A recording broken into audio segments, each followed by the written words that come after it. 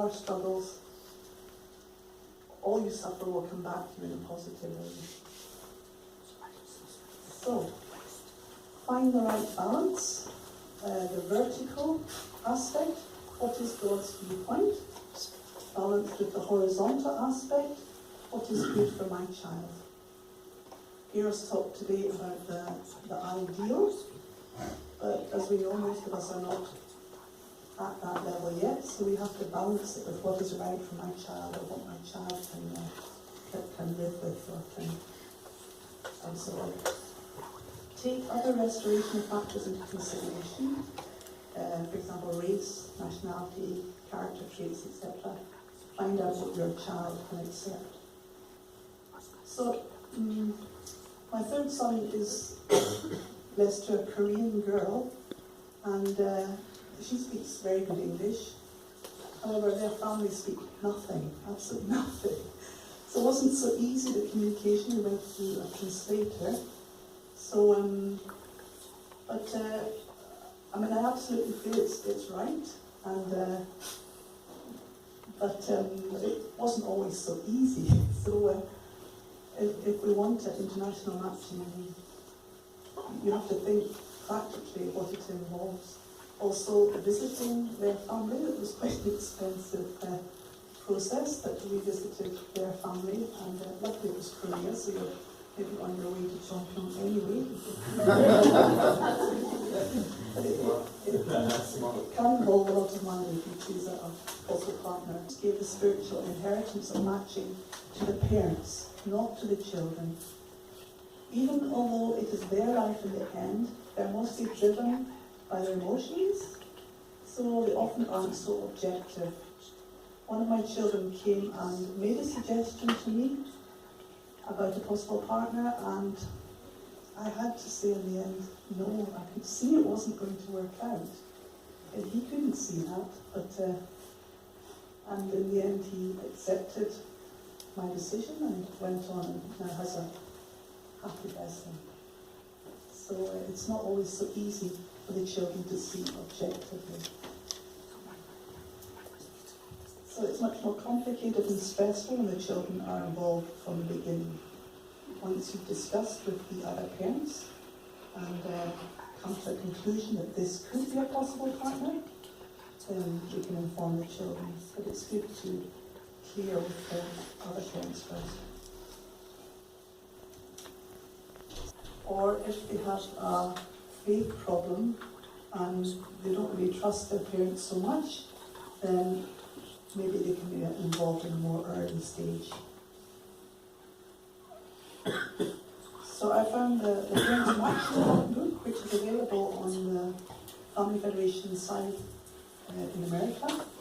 It's quite a useful book if you want to buy it. It gives very concrete guidance how to go through the matching process. I don't know if you have so many copies here in Europe. Get the permission of the child in order to start the matching process.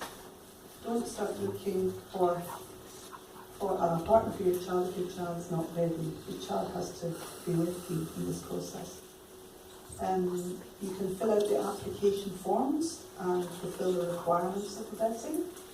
For instance, the 7-day fast or the AIDS test or so on, through to interview.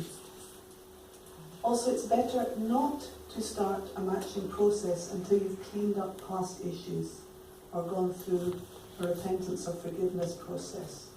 It's not good to drag these things into a matching. You should be finished with them, gone through a forgiveness process and clear before you start entering a relationship. So it's important to finish that process before you start matching.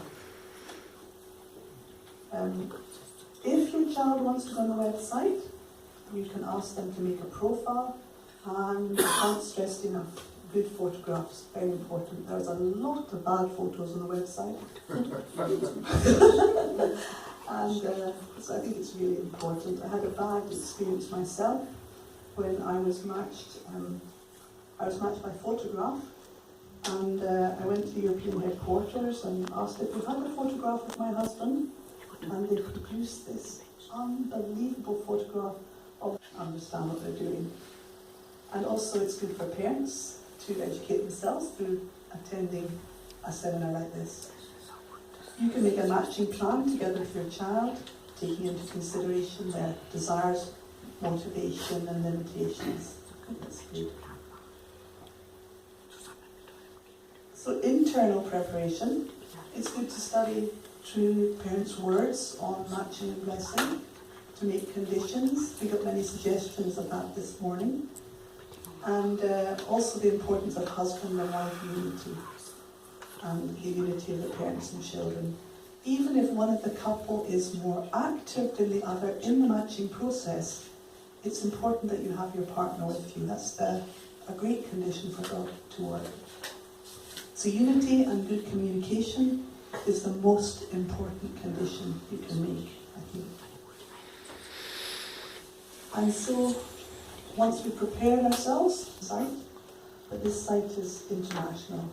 There are about 2,000 children on this site, and contrary to what people say, the numbers of sisters and brothers is about the same, especially within Europe. My son refused to go on the matching website, so I got down on my knees and he said, okay, for a week. And anyway, in this week, somebody contacted us, and so I was very grateful. And but it's a very good tool, I think. Also through other blessed couples you know, and also through the parents matching convocations, through the profiles that you see here. But also we can send your children's profile to other matching convocations. For example, next weekend in New York, there is a matching convocation, and probably some of the profiles you can also send there, even though you don't attend yourself. You can also involve matching advisors on the international or national level. However, matching advisors do not match. They support the parents to find the right match. The job is your job. Matching is parents' responsibility. God is working through you rather than the matching supporter. This is important to know. The matching supporter can maybe suggest, but you must take ownership over that suggestion. So it's very important to know God works through you, not through the person helping you. So what happens if my child falls in love or wants to choose their own partner? And this is something that maybe happens quite a lot. It's important to keep the vertical connection. So if your child feels something for somebody, then they should offer this suggestion to the parents and then drop it themselves. And then the parents should think about that situation. Would it work? Would it not work? And themselves take the decision, would it work or would it not? So this is quite a sensitive area, but it's important that it's the parent's decision and not the child. The child is maybe free to suggest someone they've met or someone they feel something for, but the parents centred on God should make the final decision and then say to the child, yes or no. This is a good person, but the other family has contacted somebody else. It's not so fair. So one at a time is the best way. And never approach a child directly. Oh, you'd be a really nice person for my son. I know many second generation have been quite hurt through that, and it's not fair. Just contact between the parents is important. And always respect the other parent's wishes. We have to be polite, we have to think of the other person's situation, and if they say no, okay, they say no, even though we really think it's a match made in heaven. If they say no, okay, it's no. Be sensitive and find out how they want the process to go. Always be honest and straight, and let them know if another family approaches you. So in the case of my son's matching, I think as soon as we started communication, then 3 other families approached us. So you just cut that off and say, I'm sorry. So the 4 parents should discuss together thoroughly, and all 4 of these people should be happy that this relationship should work. It's maybe good to prepare questions about their child and their family. Even if you are very sure that this is the right person, please take time. Maybe you want to make conditions with the other family, the other couple. And then if you decide that this could be a good match, and all 4 parents are in agreement, then you should decide the right moment when both sides will inform their children. It should be roughly the same time. It's not fair if one partner finds out before the other. So this agreement of the 4 parents is very important. And then introducing the children. So maybe create a nice place in your living room, and bring some nice drinks or sweets, or go out to a restaurant or something, and really make this a holy experience. And talk to your child first before telling details or showing pictures and your expectations and so on.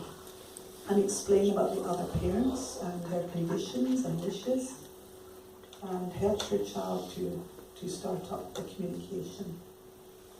For example, one of the hopes from our other family was that our son would go and live in Korea. They have 3 daughters, and having a son in Korea is very important. So they wanted a boy to be, in a way, their son. And my son absolutely loves Korea. He went to the GOT program, and he had such a great time there. And he really wants to live in Korea. And so we were very happy with that. So help your child to start up communication. I think my first 2 boys, they were very, very nervous about communication, and we had to sit beside them and help them write the first email, but they're all different. Once you have introduced your children to each other, then step back. It's really important that they have the time to get to know each other without parental interference. So just let them do what they want, communicate, and see if this is going to work. Respect your children, listen to their wishes, and once they accept the matching, let them take ownership and support them. It's their life. So they have to feel, both of them in their hearts, this is the right thing. That's very different from our matching, where we're just told this person is for you and this person is for you, and we digest it and work with it. But for them, they really have to find out, is this the right person? I believe this is the right person, not just I'm following my parents, so I want to make my parents happy. I think this is so important, because it's, as I said, it's their lives. And I think, Father matched us, so I know Father matched us, so it must be the right person. But they have to know in themselves, this is the right person, not just because my parents said. So give them time and space to do that. So they must feel free to decide for themselves and take ownership, not be pushed or emotionally blackmailed. Maybe, I want my child to be matched, I want them to be matched, but you have to be very careful. It has to be their decision and not your hope. So it's recommended that the young couple communicate for around 4 to 7 months before coming to a final decision. And within that time, they must visit each other. They must have met each other. We have a first-generation couple in Norway who were blessed last year, and the wife is from Japan. And during the matching process, he invited her to Norway in February, which is absolutely the worst month in Norway. It's totally dark, snow, miserable, cold. So he wanted to bring her to his country in the worst possible situation, and if she could accept that, yeah, maybe she could be his wife. It's a big problem. It's not easy to live in Norway. It's so extreme. So anyway, happily blessed, and she's very happy that she knew what she was coming to. So it was good to visit each other, and ideally the two families should meet each other. That your family should visit the other family's home, and they should visit your home, so they see how you live. And also during that time, it's maybe not so good to take them to Sunday service. Just do things between you and your family, sightseeing or picnic or something nice together. So that's important. Having said so, I didn't do it. My passport ran out, and I sent my husband, and I had to trust that she was the right girl. But I met them the day before the blessing, but it was okay. I'd met her on Skype, yeah. As I say, I didn't go the straight course. One thing that is very important is there should be no secrets, guilt, or hidden past. There must be, as Gero said earlier, full disclosure of all problems concerning the candidate's situation and background, especially regarding purity and health issues, both between the two families and between the two young people, regardless of what has been forgiven by True Parents' grace. So I know this is not so easy. If our child has made a mistake, you don't really want it to spread all over the church, and it's a difficult situation.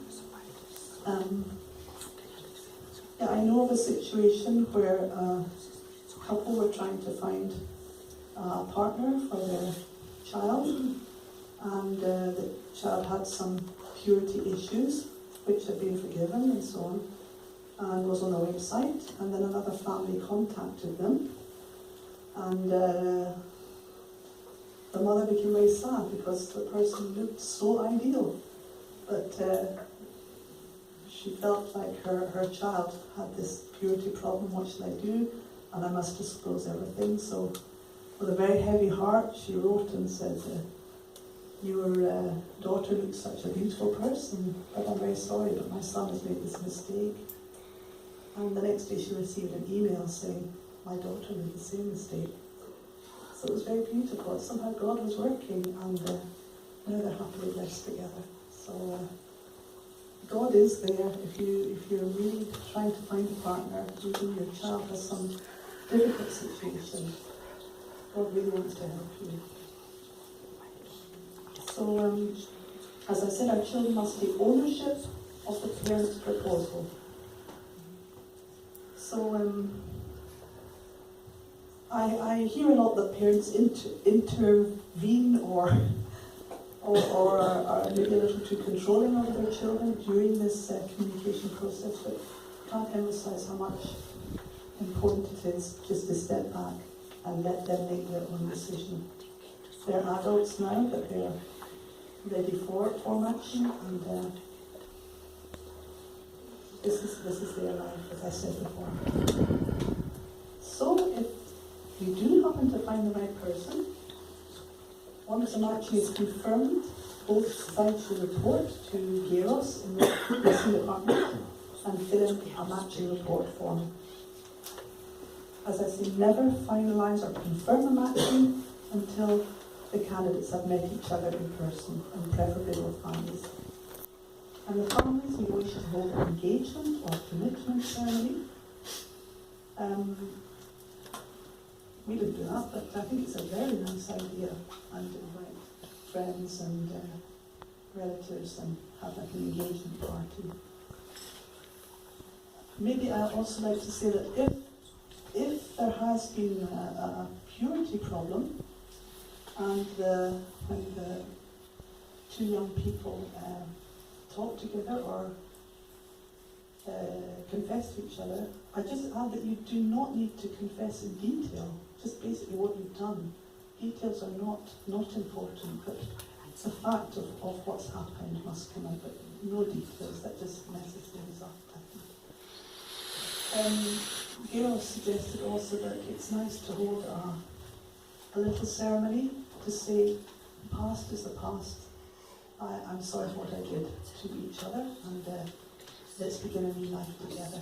I thought it was a very beautiful thing to do. Okay, so once a couple is blessed, they should be determined to make their marriage work. In Europe, we have this agreement of an ideal year. So if your blessing gets into problems, you promise to receive some kind of counselling over a period of a year to try and get your blessing back into shape again. So not just that you give up very quickly, because there are usually problems at the beginning, as we saw on the graph. So you need time to work it out. Other problems, the parents agree, but the children say no. This is a long process that leads nowhere. It can be disappointing and sad. Don't give up hope. But don't ever try to force them either. They will always feel like it wasn't their choice or decision and may resent you later. So there can be misunderstandings.